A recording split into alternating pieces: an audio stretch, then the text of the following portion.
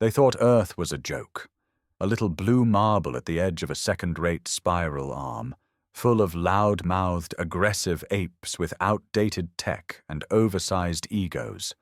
The Galactic Council labeled humans primitive but resourceful, which was polite code for annoying and expendable. Councillor Rel from the Athari Dominion once mocked Earth during a public session, calling it a volatile rock infected with warlike vermin. The transcript was leaked. Earth saw it. Every man, woman, and child saw it. They never forgot. But Earth kept quiet, on the surface. What the Council didn't know, couldn't know, was that Earth had stopped trusting the so-called peaceful intergalactic coalition long ago. The moment humanity was invited to join, they knew it wasn't a handshake. It was a leash. At first, humans tried to play nice, followed the rules, paid the taxes, handed over their best minds, best tech, best soldiers for the greater good. But every time they contributed, they were dismissed. Every time they spoke up, they were silenced. And when Earth protested the exploitation of its oceans for galactic fuel, the Council laughed in their faces and approved the siphoning anyway. When Earth's ambassador was found dead in his diplomatic quarters, unfortunate accident, they said. Case closed. But the last straw wasn't diplomatic. It was personal. They took his son.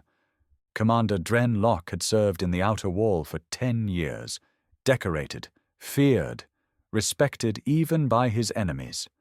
The Council had handpicked him to lead joint force campaigns against rogue civilizations, and he'd never failed them. Until he asked questions. Dren discovered a black site facility deep in the Krell Nebula, run by the Council, off the books. Inside it, dozens of human children, abducted, experimented on.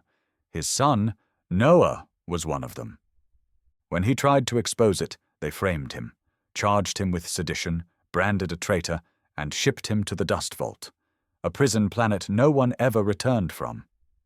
But Dren Locke wasn't just any soldier. He wasn't going to die in the dust. He escaped. 3 years later, Earth went dark. No more communication, no more delegation, no taxes, no presence in council sessions. The Council figured the planet had collapsed. Starved out. Civil war, maybe. Typical human self-destruction. So they sent a fleet to investigate. 100 ships, half the Orion sector's patrol strength. None returned. Not a single signal. That was 6 months ago. Now, as the Council sits in emergency session, the sky above the galactic spire turns red. Not metaphorically. Literally. A crack forms in space above their heads, like a wound tearing through the fabric of the stars. And through it comes something no one expected. Not a fleet, not a weapon, just one man. Standing on the hull of a sleek, silent black warship, arms crossed, eyes glowing white-hot with energy that doesn't belong to any known species. No suit, no air, just him.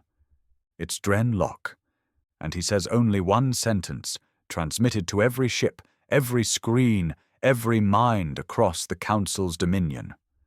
You push too far. Now I push back. The silence after Dren Locke's transmission was worse than any declaration of war.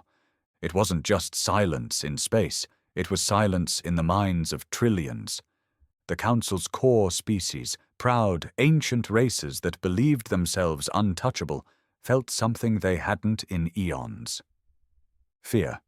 High Lord Treval of the Van Dominion, a telepathic race who had once enslaved 3 planets for resisting taxation, collapsed in his throne during the emergency session. Not because of Dren's words, but because he'd heard something else in his mind, just for a second. A scream that came from nowhere and echoed with a pain not even time could dull. It didn't belong to Dren. It belonged to every human child, taken, tortured, erased. The echo of that injustice now lived inside him. Dren wasn't human anymore. He was vengeance wrapped in flesh. And the Council finally understood that the man they buried had been reborn into something much worse. They tried to respond, of course. Ships scrambled, shields raised, dozens of species activated defense protocols built over centuries of paranoid peacekeeping. It didn't matter. Dren didn't come to fight a battle, he came to finish a war, the war they started. From the black warship behind him, a signal pulsed, soundless but strong enough to rattle the moons of 4 nearby planets. It wasn't a weapon, it was a code. Activation. Across the galaxy, Earth's deep sleep units came online. Ships that had disappeared years ago blinked back into reality. Silent colonies, abandoned mining stations, dead comets, they all lit up with the same signature, Lock 117. Dren's signature. He had built a second Earth. While the Council was mocking, mining, and manipulating, Earth had been digging in. Underground labs, cloaked satellites, hidden bases on long-forgotten moons, and above all, soldiers. Humans trained not for battle, but for retribution. It was a trap 2 decades in the making. And they never saw it coming. On the Council floor, Councillor Vera of the Koran Confederacy pounded her clawed hand on the table. "This is madness!" she hissed. "He's one man!" A projection flickered above the chamber, Dren's face once more, but this time older, scarred, eyes glowing brighter than before. His voice was calm. "You think I'm one man?" he said, with that calm fury. "Look again." Behind him the black warship shimmered and split into dozens more, then hundreds. A stealth fleet, untraceable until now. Each ship bore the mark of Earth's military past, but darker, modified beyond known technology. Armor fused with alien alloys stolen back from Council research labs. Weapons that shouldn't exist. One of the ships opened fire, not at a Council planet, but at the debris field left from a Council cleansing operation years ago, when they'd wiped out a mining colony on suspicion of smuggling. That debris reassembled. Not metaphorically. It literally reassembled. Nanites, human-made, and then the pieces turned into drones, thousands, swarming. That was Earth's answer. You erase us, we rebuild ourselves sharper. Councillor Bile stood, ancient robes dragging behind his crystalline feet. "Earth is a rogue state," he growled. "We have the authority to annihilate rogue states." Dren's voice cut back in. "You had that authority. You lost it when you took our children." Councillor Bile sneered. "We offered peace. You chose blood." "Wrong," Dren replied. "You offered silence. We chose memory." The warships began to descend. And far above, in the cold, dark space between stars, Earth's true weapon stirred, a structure buried in the dark side of Jupiter. It had no name, no registration, just a pulse, barely detectable, older than any Council tech. Dren had uncovered something ancient, something the Council had buried long ago and hoped no one would ever find. Now Earth had it, and the Council had just seconds left to guess what it could do. It began with the sound of silence being broken. Not by words, not by weapons, by a hum, the kind of sound that made your skin itch from the inside, a deep, unnatural vibration that passed through metal, bone, and thought itself. It came from the edge of the system, near Jupiter's shadow, where Earth's final card had been buried, not just by them, but by the Council itself, long ago, back when even they feared the power they couldn't control. It was called Aegis I, a relic from the war before peace, before the Council, before the treaties and the lies, a weapon so dangerous it was supposed to have been dismantled atom by atom and its plans erased. But Earth didn't forget, and Dren Locke never forgave. They had rebuilt Aegis I in silence, piece by piece, using stolen tech, recovered fragments, and something no one expected from humans. Patience. Now it powered up again for the first time in 6,000 years. The sky over the galactic spire cracked with light as the weapons field began to charge. It wasn't designed to destroy ships. It was built to erase civilizations. In the council chamber, the delegates finally stopped shouting. One by one, the bravado died in their throats. Because now it wasn't just Dren Locke declaring war. It was Earth and every ghost they had made. Councillor Vera leaned over the edge of the table, sweating through her scaled skin. "What does it do?" she whispered. A human voice, cold and calm, replied over the main channel. "It remembers." It wasn't Dren this time. It was the weapon itself. Sentient. Aegis I had a consciousness, barely human anymore, forged in agony and code, its mind built from the stolen memories of every Earth child the Council had disappeared. Every one of them. They were still alive, in a way, inside it, and they were angry. In orbit, the first wave of Earth's retaliation struck. They didn't aim for Council military targets. They hit the banks, the data banks, 10 trillion terabytes of financial records, war crime evidence, erased treaties, and buried communications, stolen, hacked, decrypted, projected across the galaxy. The truth. The Council's true face, laid bare for the galaxy to see. Mass sterilization orders, debt traps disguised as peace accords, experiments on hybrids, dissidents, orphans, entire species snuffed out in secret. The fallout was immediate. Allies pulled back. Minor species began revolting. Entire sectors went dark. The Council wasn't being attacked by Earth. It was being devoured by its own secrets. Dren Locke hadn't just come to burn the house down. He came to force everyone to see who really lit the match. But the Council wasn't done. Not yet. They had one weapon left, the Null Protocol, a signal sent across all Council-registered worlds, designed to shut down every technological device linked to the galactic grid. It was their reset button. If they couldn't control the enemy, they'd shut down the entire system and start over. The signal launched. It reached every planet, every station, and did absolutely nothing, because Earth never connected to the grid. They had their own.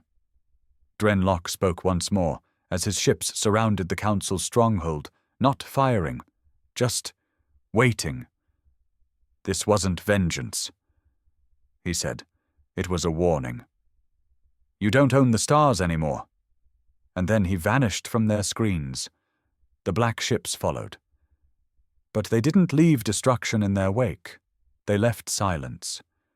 The kind of silence that makes empires crumble, not from war, but from within. For the first time in millennia, the Council was paralyzed. No protocols, no counterattacks, no spin, just a cold silence hanging over the stars like smoke after a fire.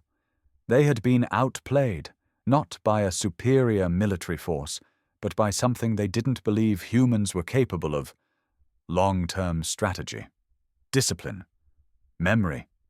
The same species they called impulsive, emotional, and easily distracted had waited decades for this exact moment. And now Dren Locke had disappeared again, leaving behind a galaxy spinning out of control. Civil unrest swept across systems that had spent generations under the Council's thumb. Former Council-aligned colonies were broadcasting messages of support for Earth, but not out of loyalty, out of fury. Fury that they'd been lied to, manipulated, used. The Council's illusion of order had cracked. It wouldn't be long before it shattered completely. But Dren hadn't vanished. Not really. He'd returned to Earth, not to celebrate, but to finish what he started. The real war was never about ships or weapons. It was about what they took, about Noah, his son. Inside the depths of Earth's most secret compound, codenamed Black Ridge, Dren stood in front of a stasis chamber with frost still dancing across its glass. Inside it was the body of a boy, frozen in time, tubes wrapped around his limbs, eyes closed. Noah hadn't aged. Not naturally. The Council's research, fueled by horror and ambition, had slowed his biology to near standstill, while his mind was tormented by neurological experiments designed to unlock the human potential. They were trying to build weapons, not with steel but with children. Dren hadn't just found his son on that Krail facility 3 years ago. He'd found dozens. He only managed to save 3 before the explosion. Only 1 survived transport. Noah. And now, after all the vengeance, after all the fleets and broadcasts and council humiliation, Dren stood there, just a father, broken and still, hoping his son could open his eyes again. The AI running the chamber spoke, soft and flat. Neurological restoration at 87%. Estimated time to consciousness, 14 minutes. Dren's hands trembled. He didn't tremble for fleets, for war, for death. But this was different. This was the only thing he couldn't control. Back in orbit, the Earth fleet remained in high alert. The rest of the galaxy didn't know Dren had gone quiet. They assumed he was preparing the next strike. In truth, his mission had changed. He didn't want to destroy the galaxy anymore. He wanted to change it. Not through diplomacy, not through conquest, through truth. Aegis 1 had begun transmitting again. Not a warning this time, a data release. Bit by bit, the AI was unraveling everything. Names, locations, confessionals, audio logs, video feeds. Every time the Council chose to sacrifice a life for greater order, it was now public record. Worlds erupted in rage. Former Council officers went into hiding. Some were assassinated. Others defected and begged Earth for protection. Earth said nothing. Dren gave no orders. The silence was the order. And that terrified the galaxy more than war. Because a quiet Earth meant a calculating Earth. A patient Earth. One that would never beg for a seat at anyone's table again. As the chamber's monitor ticked closer to 100%, Dren sat in the chair beside it. His face, once hardened into stone, now soft. Scared, not of war, not of vengeance, but of what came next. He whispered to the glass. "It's over, kid. You're safe. You can come back now." And inside the chamber, a boy's fingers twitched, just slightly. But enough. The fingers moved again. More deliberate this time. Then the hand. Then his eyes. Noah's eyelids peeled back slowly, revealing a pair of dull, faded irises. Not the vibrant green they used to be. Not the color Dren remembered from birthday mornings or quiet evenings on the back porch. These eyes were dimmed, haunted. A reflection of everything stolen. The chamber hissed as the seal broke, mist spilling over the floor like the breath of something ancient. Dren stood up, heart hammering, unsure whether to speak or wait. Noah sat upright, slowly, like a man rising from his own grave. He looked around, breathing heavy, until his gaze landed on Dren. For a moment there was nothing. No recognition, no warmth, just observation. "Noah," Dren said, his voice dry. He hadn't said the name out loud in years. It felt foreign on his tongue. Fragile. The boy tilted his head slightly. "You were in the White Room," he said, his voice hoarse and distant. Dren blinked. "What White Room?" "They made you watch me," Noah said, still not blinking. "They told me you left me there, that you approved it." Dren's breath caught in his throat. "No," he said instantly, taking a step forward. "That's not true. That was... Noah, that was them. That wasn't me. I spent 3 years trying to find you. I tore the galaxy apart to bring you home." The boy's face twitched. Not emotion, just calculation. "They said you'd say that?" Noah replied quietly. Silence. And then Noah looked down at his hands. His fingers flexed slowly, and the room responded. The lights dimmed. The screens flickered. Even the gravity pulsed once. Dren took a step back, jaw clenched. "What did they do to you?" Noah looked up. "They made me remember too much." It was true. The Council hadn't just tried to unlock power. They didn't want soldiers. They wanted weapons that never forgot. Minds that could store every memory, every trauma, every ounce of pain, and never dull from it. Noah remembered every experiment, every scream, every lie they pumped into his skull. And now, even outside the chamber, he still remembered them with clarity that made normal thoughts feel like static. "I didn't mean to leave you," Dren said, voice cracking. Noah blinked once. "I know." And something in his posture shifted. The air relaxed, just slightly. The cold edge in his voice dulled. Not forgiveness, not yet, but something human. A spark. "They're scared of you," Noah said, more to himself than his father. "They should be," Dren replied. Noah looked at him now, truly looked, and a flicker of the boy he'd once been crossed his face. "You scared me too," he said. Dren nodded. "I scare myself." That honesty cut through more than any apology. Noah looked around again, at the steel room, the war-bent technology, the quiet hum of a planet preparing for retaliation. He knew what all of it meant, what it had cost, and what it was leading to. "Are they gone?" he asked. "The ones who did this?" Dren shook his head. "Not all. Some are hiding. Some still sit on their thrones." Noah stared for a long time, then said, "Then we're not finished." Dren didn't answer, because he'd been hoping his son would wake up and be the boy he lost. But he wasn't that boy anymore. He was something else, and the galaxy wasn't ready for what came next. The war was over, but the reckoning had just begun. Dren stood beside Noah as the boy, barely 16 in body, scanned data faster than any machine they had. Every fragment of Council corruption, every intercepted transmission, every list of names, operations, classified archives. Noah didn't read them. He absorbed them. His mind, altered by the Council's experiments, wasn't just faster. It was deeper. He could see connections no AI could predict, understand intentions before they were even written down. And most frightening of all, he didn't forget anything. Not what they did to him, not who they were, not what they planned next.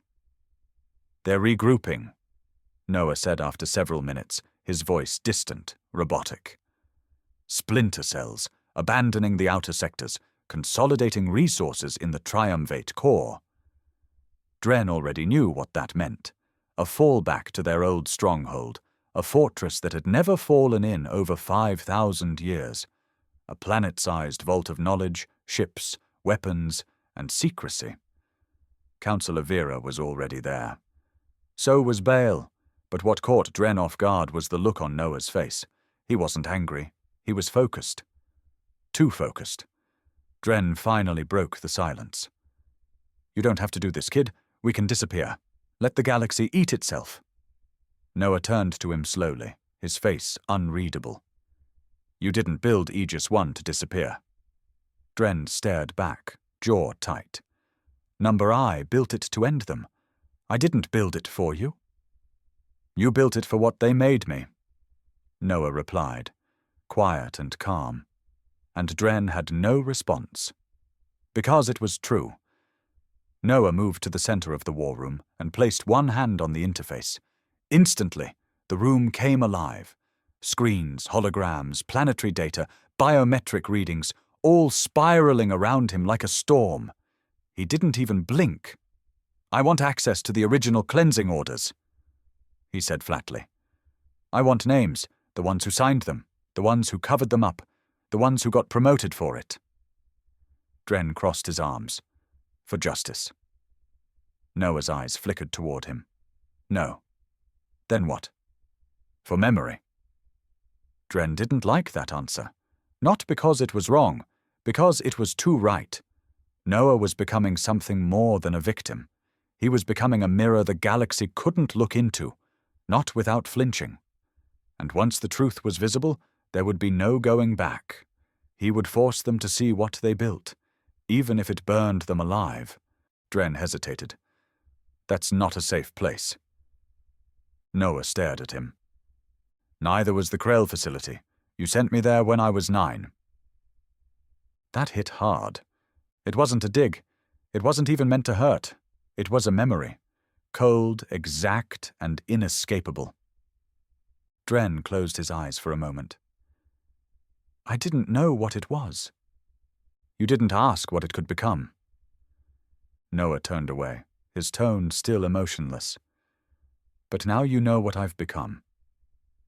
And Dren saw it. His son wasn't broken.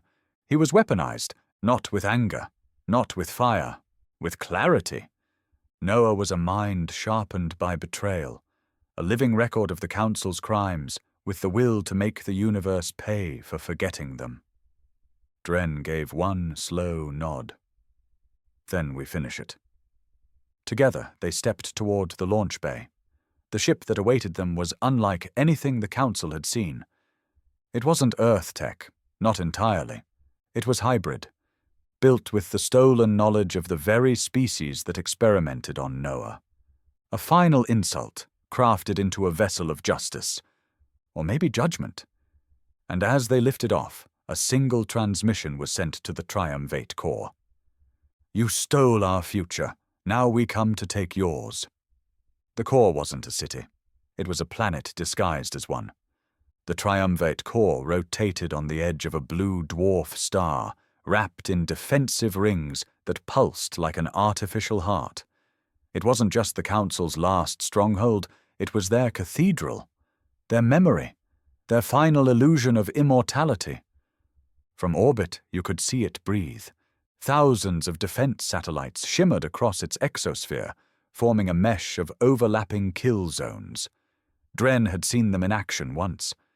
An entire rebellion fleet tried breaching that mesh 70 years ago. They lasted 12 seconds. But this time, the fleet wasn't coming in hot. It was just one ship. Black, silent, nothing transmitting. No insignia, no ID.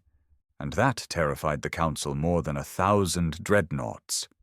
Inside that ship, Dren watched as Noah stood at the helm like he belonged there. His fingers danced across the controls, not even looking, just knowing. Stealth fields holding, Noah said flatly. They don't see us yet. Dren raised an eyebrow. Yet? They will. Dren clenched his jaw. You planning to provoke them? I'm planning to wake them up. Then the ship lit up. Not weapons. A broadcast. It reached every channel, civilian, military, underground, academic, religious. No one was spared. And on every screen, across thousands of worlds, one image appeared. Noah Locke, alive, awake, and changed. This is not a plea, he said, his voice calm and cold. This is not a negotiation. This is memory. Behind him, footage began rolling. Children in cages, humans in tanks, surgeries without anesthetic. Laughter. The raw, uncut footage from the Krell facility. The kind they buried. The kind they threatened entire planets to keep hidden. Then he said something that shook the galaxy. My name is Noah Locke. I am one of 238 human children taken by Council authority. I am the last one alive, and I remember everything. The feed cut, not because it was blocked, but because Noah let it. Now everyone knew he was here. Inside the Core's command citadel, panic set in. Councillor Vera snarled across a live command thread. I want that ship turned to ash. Ma'am, one of the technicians stammered. It hasn't breached the mesh. It's just hovering. Bale stepped forward, colder than ever. He's daring us to strike first. Then do it, Vera barked. He's a child, not a god. That's when every defense satellite in orbit simultaneously shut down. Not fired, not destroyed, turned off. In the command center, the technician's voice cracked. "Ma'am, we've lost the mesh." "What do you mean, lost?" "I mean it's gone. Null fields triggered. The entire satellite net's offline." Vera looked at Bile, her voice shrinking. "How?" Bile's voice dropped low. "He's in the core grid." It was unthinkable. The core grid wasn't even connected to the galactic net. It ran on ancient, analog systems deep inside the planet. It was supposed to be immune. But the moment Noah broadcasted that footage, he embedded a code in the transmission. Not a virus, not malware. A memory, his memory. And the satellites didn't go offline because they were hacked. They shut themselves down. The system recognized his pain as a valid emergency override. Because once, long ago, the Council made the mistake of programming their AI systems to learn from emotion, to understand the species they governed. And now that emotion had come home. Noah stood silent on the ship's bridge, watching the core's surface flicker as power grids failed. "You're about to get a response?" Dren said. Noah nodded. "I want one." Moments later, 6 capital ships launched from the core's surface. No warning. Just engines, weapons, and hate. Dren's hands tightened on the rail. "You sure we can take them?" Noah didn't blink. "We're not going to take them." The ship shimmered, splitting apart, revealing dozens of smaller vessels hidden inside. Earth's ghost fleet, the forgotten, the exiled. Pilots who had disappeared into deep space, waiting for this one moment. They weren't here to fight fair. They were here to finish what the Council started. And as they descended toward the planet's final sanctuary, Dren looked at his son one last time. "What happens when they're gone, Noah?" Noah stared ahead. "Then I make sure no one becomes them again." The fortress was buried 5 miles beneath the surface of the Triumvirate core, a cold, obsidian citadel older than most civilizations in the galaxy. It wasn't built for politics. It was built for survival. Thick walls, independent systems, AI firewalls trained to reject emotion. But emotion was already inside. Noah didn't walk into the fortress. He infected it. The moment he touched the ground, the internal security systems blinked erratic. Doors slid open without commands. Lights flickered as if trying to look away. The structure recognized him, not as an intruder, but as a ghost it thought was buried. Dren followed close behind, armored, silent, rifle slung across his back. He didn't speak. He didn't have to. His role here was no longer leadership. It was witness. He was walking beside something he couldn't control, and somewhere deep inside, he accepted that. Noah's pace was steady, precise, like he'd been here before, and in a way he had. The Council's layout philosophy hadn't changed in decades. Even in this massive citadel, it followed the same spine. Control tower, archive vault, command chamber. They were heading to the last one. A team of Council guards tried to intercept them at the first breach gate. Elite security, bio-enhanced, armed with disintegrator cannons. They didn't last 6 seconds. Noah didn't fire a shot. He looked at them, and their suits froze. Weapons dropped, limbs locked, nerves fried from the inside. They collapsed in a heap, still breathing, but unable to move or scream. Dren kept walking. He'd stopped asking questions 2 rooms ago. As they reached the inner chamber, sealed with a vault door 30 feet thick, Noah placed his hand on the control panel. No access, no codes, just memory. He remembered the scream he let out when they first cut into him. He remembered the cold floor, the white walls, the way they laughed when he begged. The panel didn't scan his DNA. It scanned that pain. The door opened. Inside, Councillors Bile and Vieira waited, standing before a giant map of collapsing Council territories. Their robes were gone. armor now, heavy gold-trimmed ceremonial, and utterly useless. Vera spoke first. "You shouldn't be alive." Noah stepped inside, unblinking. "Neither should you." Bael lifted a plasma spear. "You came for revenge?" "No," Noah said. "I came to remove the infection." Bael didn't hesitate. He lunged forward. Noah didn't move. The spear stopped mid-air, not because he blocked it, because Bael's heart stopped. The old man staggered, confused, then collapsed before he even hit the floor. Dren didn't even flinch. Vera dropped to her knees. "Please, listen to me." Noah tilted his head. "Now you want to talk." "You don't understand what chaos you've unleashed. The Council held everything together. You held it together with lies and blood," Noah said, voice sharp. "But the truth doesn't go away just because you bury it." Vera wept. It didn't matter. Noah walked past her to the command terminal and placed his hand on the final core system. Aegis 1 responded instantly from orbit. The entire planet began to shake. "What are you doing?" Dren finally barked. "You said we weren't here to burn it all." Noah turned to him, eyes glowing brighter than ever, not with rage, with clarity. "I said I wouldn't destroy the galaxy. I never said I'd let this stand." Aegis 1's energy pulsed deep underground, targeting only the command architecture. Not the cities, not the civilians, just this one place, the foundation of the Council's control. And it began to collapse. Vera screamed as the floor cracked beneath her.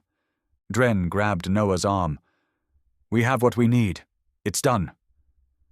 Noah looked him in the eyes. Number now it means something. They turned and walked out as the citadel crumbled behind them. Dust filled the corridors. The weight of centuries came down in fire and stone. By the time they reached the surface, only ash remained. A world still stood. But the illusion that once ruled it was gone. News of the Council's final fall spread in minutes, and in the vacuum left behind, something else took shape. Not an empire, not another ruling class, but a warning. A permanent record encoded in every planetary system, every AI, every child's education archive, what they did. And who remembered. Noah Locke disappeared 2 days later. No goodbye, no last speech. Just gone. Some say he became a whisper in the machines. Others think he went looking for the other children, if any remained. Dren stayed behind. He didn't become a leader. He became a historian. Because someone had to tell the truth. And someone had to remember the day the galaxy finally answered for what it had done to Earth.